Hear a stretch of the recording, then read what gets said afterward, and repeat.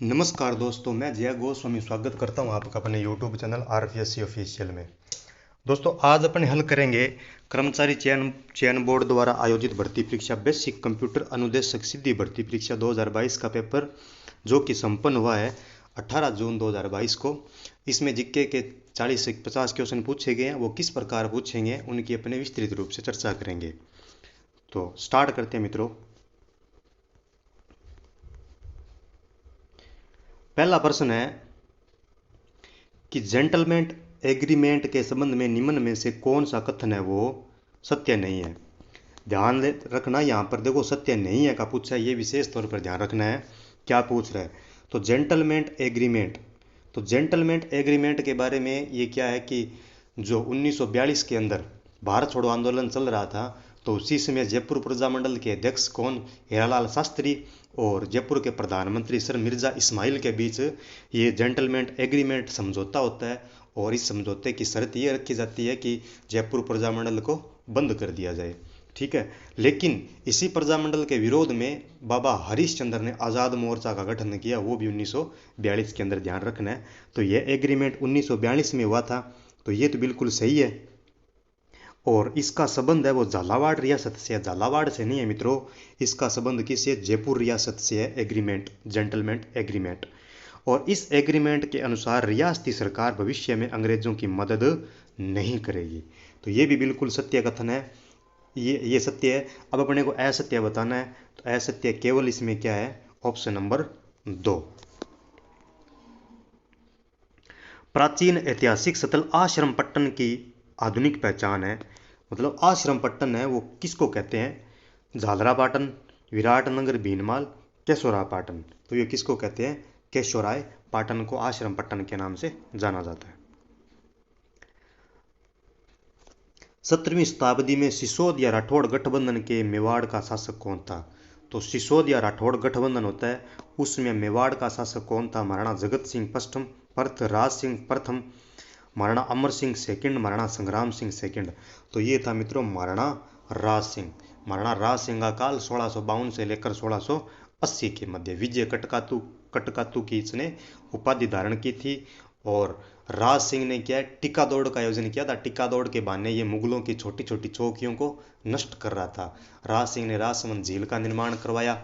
और राज सिंह की पत्नी राम सरदेव ने उदयपुर में त्रिमुखा बावड़ी या जय बावड़ी का निर्माण करवाया। और राज सिंह का ही औरंगजेब दुश्मन हो गया था। क्यों, चारुमती को लेकर। किशनगढ़ की राजकुमारी चारुमती थी, औरंगजेब उसे विवाह करना चाहता था, लेकिन उसने राज सिंह से विवाह किया, इसीलिए दोनों में शत्रुता होगी। और राज सिंह के बारे में एक फैक्ट और ध्यान रखना है, रतन सिंह चुड़ावत राज सिंह का सामंत था। रतन सिंह चुड़ावत, उसकी पत्नी का नाम हाड़ी रानी, सिर काट दे दियो छतरानी हाड़ी रानी वो। तो ये राज सिंह के बारे में फैक्ट है। तो इसमें सही उत्तर हो जाएगा महाराणा राज सिंह प्रथम।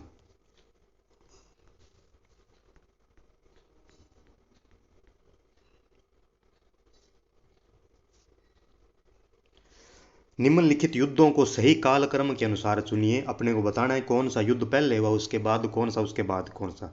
तो हल्दी घाटी का युद्ध, खानवा का युद्ध, तराइन का द्वितीय युद्ध। तो तराइन का द्वितीय युद्ध तो 1192 में हुआ, तो ये तो 3 नंबर है। खानवा का युद्ध 1527, हल्दी घाटी का 1576। तो सबसे पहले तराइन होता है, फिर खानवा होता है, फिर हल्दी घाटी का युद्ध होता है, ये ध्यान रखना। सर्वोत्तम विलास, गज विलास, जवाहर विलास निम्नलिखित में से किस दुर्ग में स्थित है।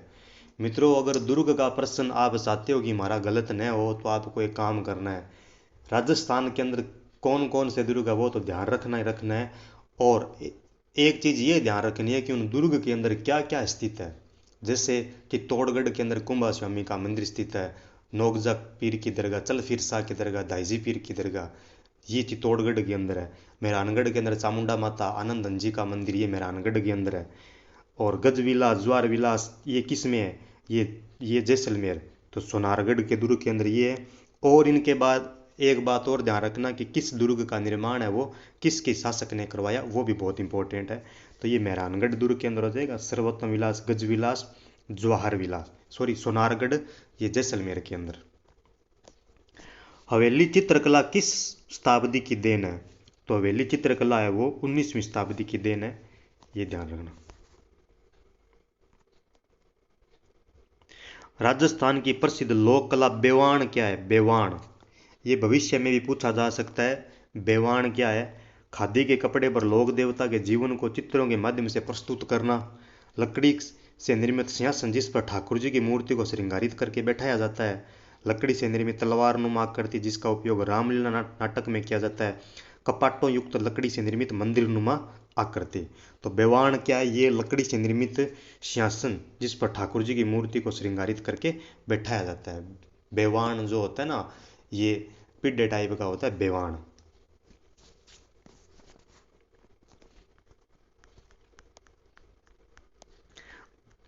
अगला प्रश्न है कि दामना आभूषण स्त्रियां शरीर के किस भाग में पहनती है? दामना, दो उंगलियों के बीच में जो आभूषण पहना जाता है उसको क्या कहते हैं? दामना।